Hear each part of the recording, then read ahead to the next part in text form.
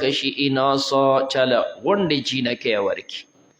پنځم شپږو داسې پکې وي چې کم دی چې اتلس لوریانې الله ورکړي دي.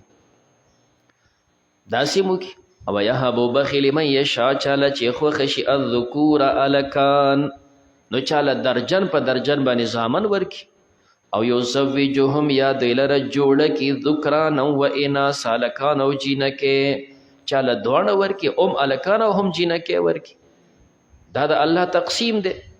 او څلورمه دا ده چې ویجعل وګرځوي من یشاء چاله چې خوښه شي عقیما شن هغه شن کې اولاد نه ورکوي. دا څلور واړه د الله تقسیمات دي. لومبې الله ذکر کوي د جینکو مسله. چاته د الله خوښه شي نو لور وله ورکي.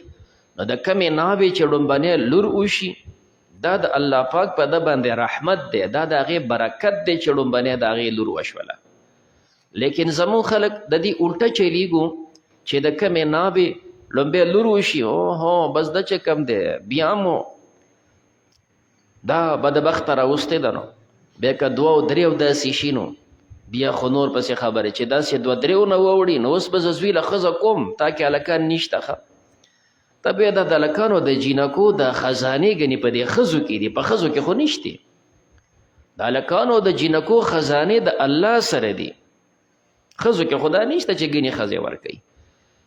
دا د جهالت سوچ دی چې یا لور وشي یا دوه یا درې یا څومره په هغې باندې ته تندی کود کې بل څه کې نه جي. دا د اسلام تعلیم نه دی.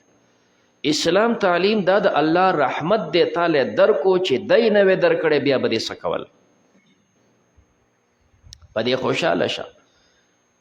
د اسلام نه وړاندې د جهالت مسلې وې چې د هغه به وړاندې به چې مخ به تور شو د قوم نه پټېده څوک راله د لور زیری رانه کړي. اسلام وایي لور دې وشوه ګډ پې حلال کا. په دې خوشحاله شه چې تاله مې لور درکړې ده. دا زما رحمت د اناسا چاته جینکې ورکي چاته هلکان چاله برخ. څوک الله شن وګرځوي بچي نه ورکوي د هغې طاقت او ماده ختمه کړي. انه بېشک الله پاک علیم قدیر پویه دی قدرت والا دی.